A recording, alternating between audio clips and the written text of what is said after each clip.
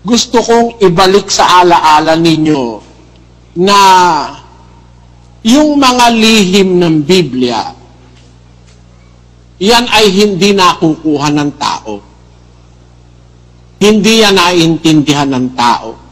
Malibang ipagkaloob ng Diyos.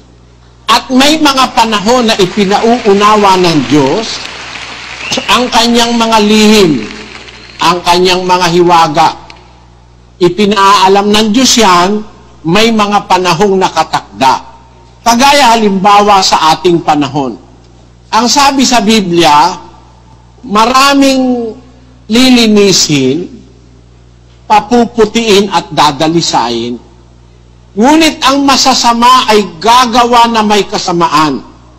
At wala sa masasama na makakaunawa. Ngunit silang pantas ay makakaunawa. Kailan po mangyayari ito? Isara mo ang salita, tatakan mo ang aklat, hanggang sa panahon ng kawakasan. Magaganap po ang pagkaunawa sa panahon ng kawakasan. Kailan yung panahon ng kawakasan? Marami ang tatakbo ng parot parito at ang kaalaman ay lalago. So yung pong panahon ng kawakasan, kung kailan magkakaroon ng mga lingkod ng Diyos na mga pantas na makakaunawa, yan po ay sa panahon ng maunlad na kabihasnan. Maraming tumatakbo ng parot parito at ang kaalaman ay malago. Kailan po yan? Yan ba'y naganap nung lumitaw ang Sabadista? Hindi po. Ang Sabadista ay lumitaw nung 18th century o 19th century. Ganon din ang Mormons. Ang Iglesia ni Manalo lumitaw 1913. Hindi pa marami ang tumatakbo ng parot parito at hindi pa rin gaanong malago ang kaalaman. Kaya yung paglitaw nila, wala sa panahon ng hula at wala rin sa panahon ng pagkaunawa. Yung paglitaw ng Katoliko, wala rin doon sa panahon tinutukoy sa Biblia. Yung paglitaw ng Protestantismo, nung ika-16 na siglo, hindi rin yung panahon na inihuhula sa Biblia kasi ang panahon na sinasabi sa Biblia, mayroong lilitaw na mga pantas na lingkod ng Diyos na makakaunawa, sa panahon ng kawakasan kung kailan maraming tumatakbo ng parot parito at ang kaalaman ay malago. Nung lumitaw ang Katolisismo, ang Protestantismo, wala pa namang tumatakbo ng parot parito at hindi pa naman malago ang kaalaman. Sa lahat ng mga bagay na ito, makikita nyo ang paglitaw ng samahang ito, mga kapatid. Ang samahang ating pinagsasama-samahan, lumitaw sa tiempo ng hula. Kung kayo nagsusuri, pati time element at pati essence ng katotohanan, madadala pa ba kayo nitong mga masasamang mga taong ito, mga kapatid, para maihiwalay pa kayo sa pagsasama-samang ito? Nanghihinayang kasi ako sa mga kapatid, no? Unang-una, kaya walang tao sa langit, maliban na yung nanggaling dito sa langit, pumunta rin sa lupa, tapos bumalik sa langit. Alam nyo kasi, mga kapatid, merong sikreto ron eh. Gusto ng Diyos, lahat ng karangalan, pangunahin si Kristo. Magkaroon siya ng preeminence o magkaroon siya ng pangunahing karangalan. Natatan ba yung sinabi sa Biblia, Sis Luz? Sabi ni Kristo, ako ang una at ang huli, ang pasimula at ang wakas, ang alpha at ang omega. Natatandaan mo yun, Sis Luz? Opo, sinabi po ni Kristo yun. Yan. Gusto kasi ng Diyos, magkaroon siya ng karangalan sa lahat ng bagay. Tama po. Pero alam mo, meron kang magiging problema dyan, Sis Luz. Bakit po? Ano po yung magiging problema? Naniniwala ka ba na si Kristo ang Alpha at ang Omega, Sis Luz? Sabi po niya, Siya yung Alpha at Omega. May ipapabasa ako sa iyo. Basahin mo ang 21:4 ng Apokalipsis. At papahirin niya ang bawat luha sa kanilang mga mata, at hindi na magkakaroon ng kamatayan. Hindi na magkakaroon pa ng dalamhati, o ng pananambitan man, o ng hirap pa man. Ang mga bagay ng una ay naparam na. At yaong nakaluklok sa luklukan ay nagsabi, narito, ginagawa kong bago ang lahat ng mga bagay. At sinabi niya, isulat mo, sapagkat ang mga salitang ito ay tapat at tunay. At sinabi niya sa akin, nagawa na. Ako ang Alpha at ang Omega, ang pasimula at ang wakas.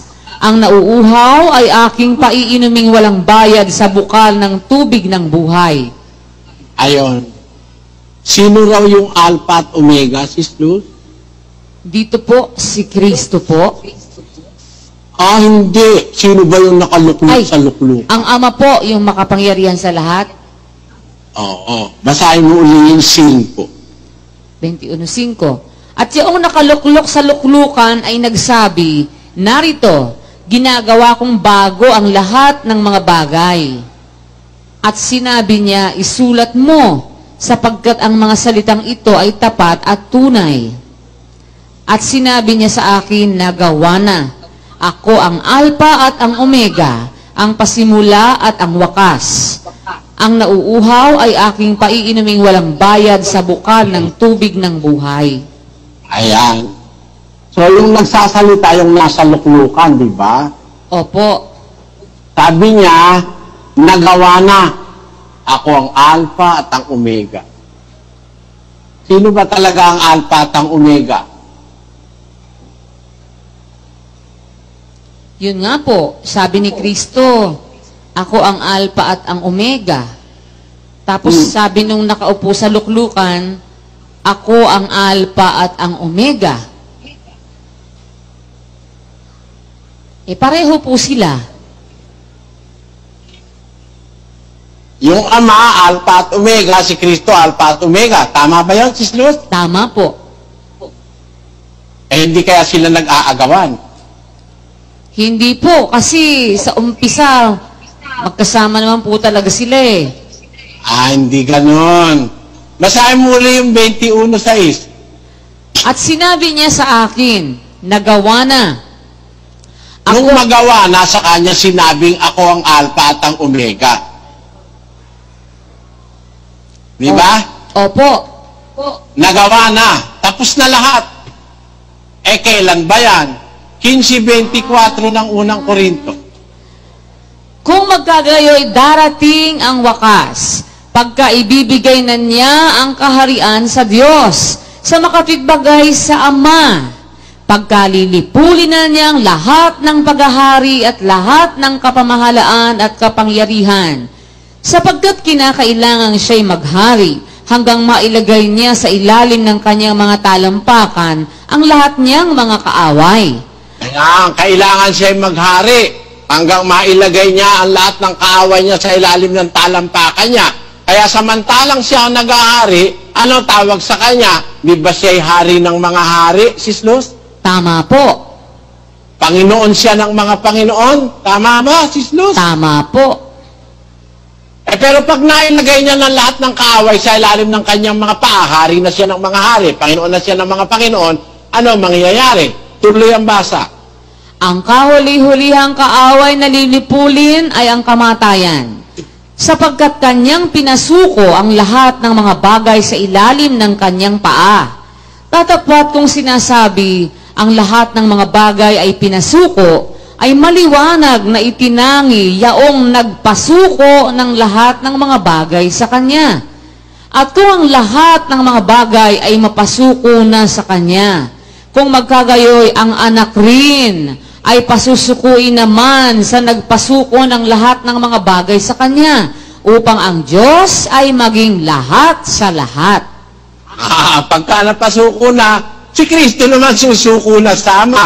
Kaya, ang magiging hari ng mga hari ngayon, ang Ama na. Tama? Tama po. Pagdating ng wakasyon, pag nagawa na ang lahat ng bagay na dapat magawa. Tama? Tama po.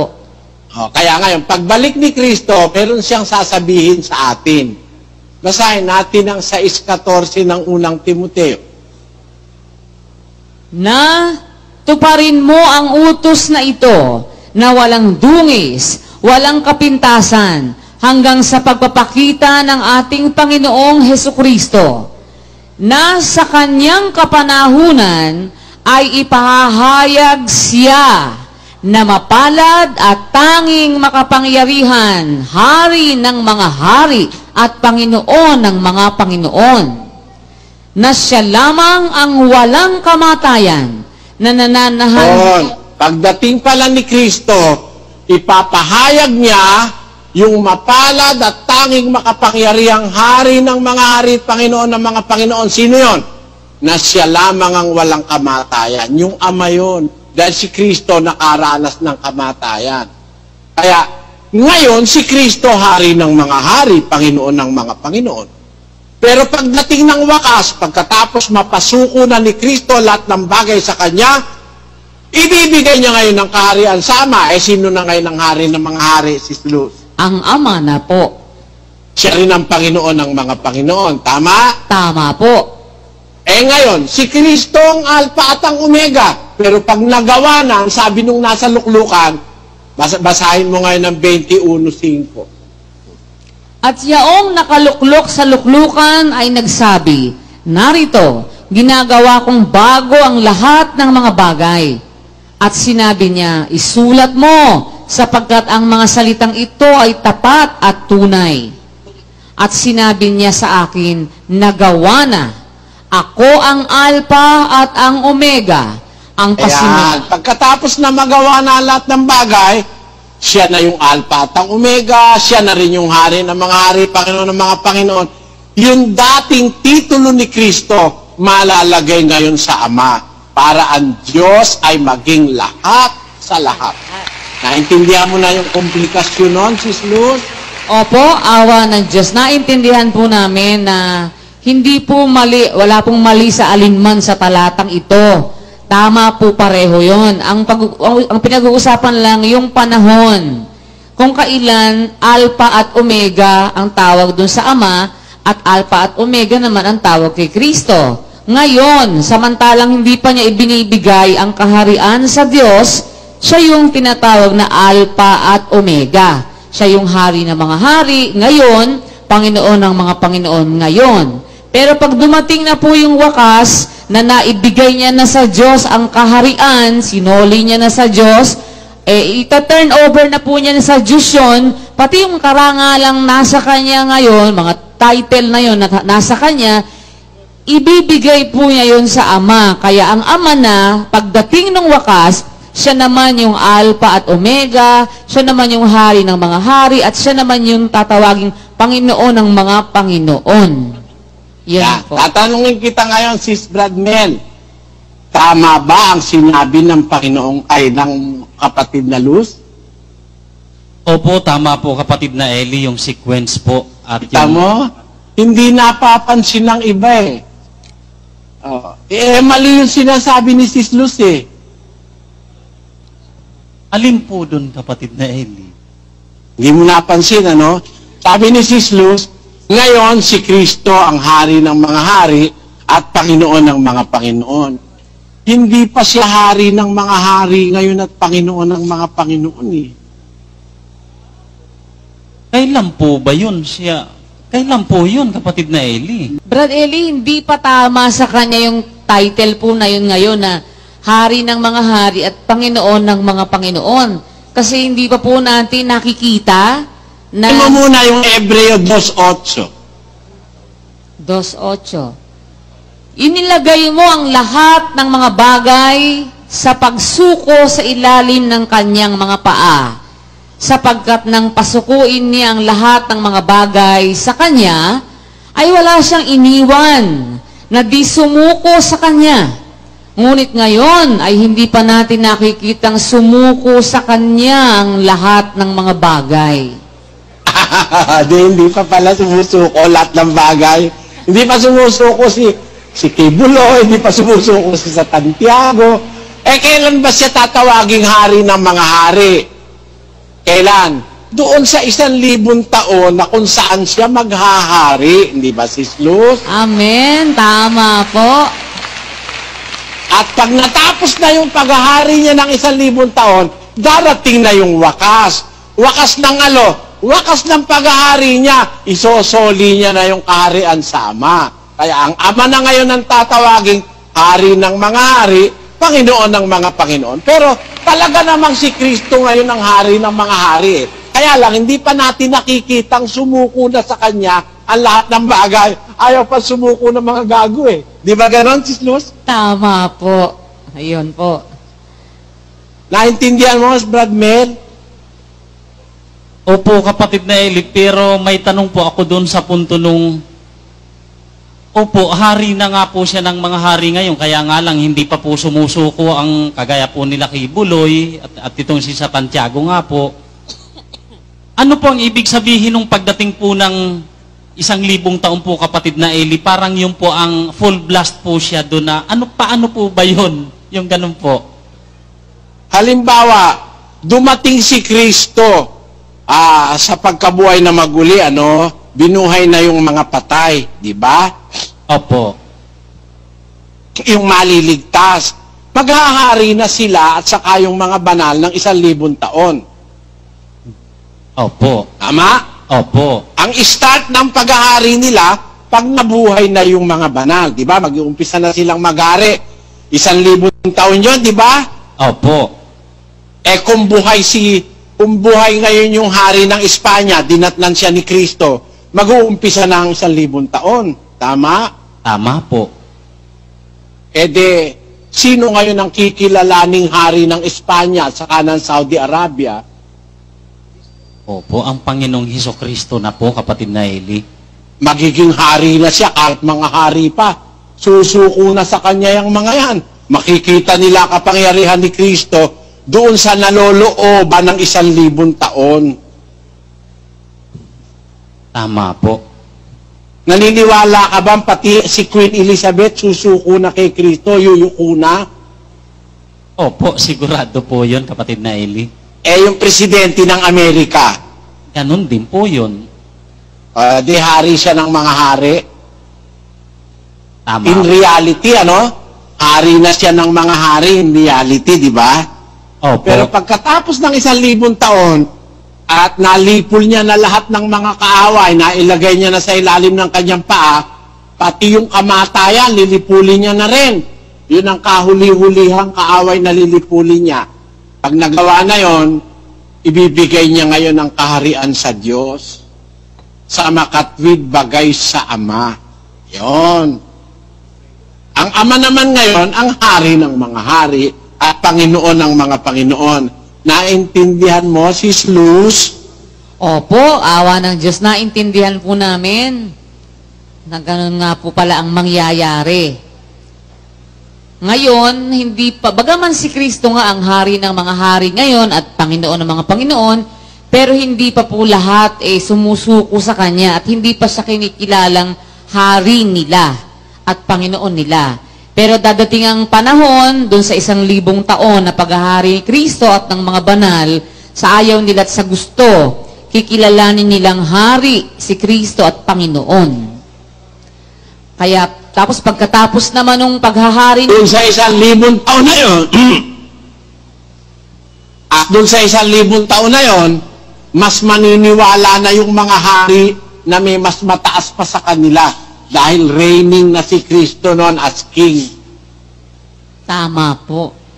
Ngayon hindi pa sila naniniwala kay Kristo Baka yung ibang hari dyan tinutudyo pa si Kristo, kaya hindi pa pinaniniwalaan si Kristo Pero pagdating no 1,000 taon, sa ayaw nila at sa gusto, makikita nila yung kaluwalhatian ni Kristo na naghahari siya sa buong sanlibutan, habang si Satanas naman ay nakakulong ng 1,000 taon. Kaya magiging effective yung paghahari ni Kristo wala nang manloloko. Kaya maraming maliligtas ng mga panahon na yun, Sis Luz.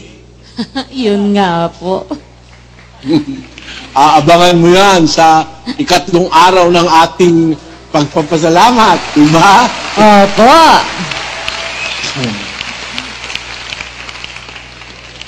Kaya nga po. Ganun lang mga kapatid ang ibig kong maipakita sa inyo. Maliliit na detalye ng Biblia na pag hindi mo pinansin, magkakamali ka. No? Sana nare-realize nyo ang mahahalagang paksang ito na ating pinag-aralan.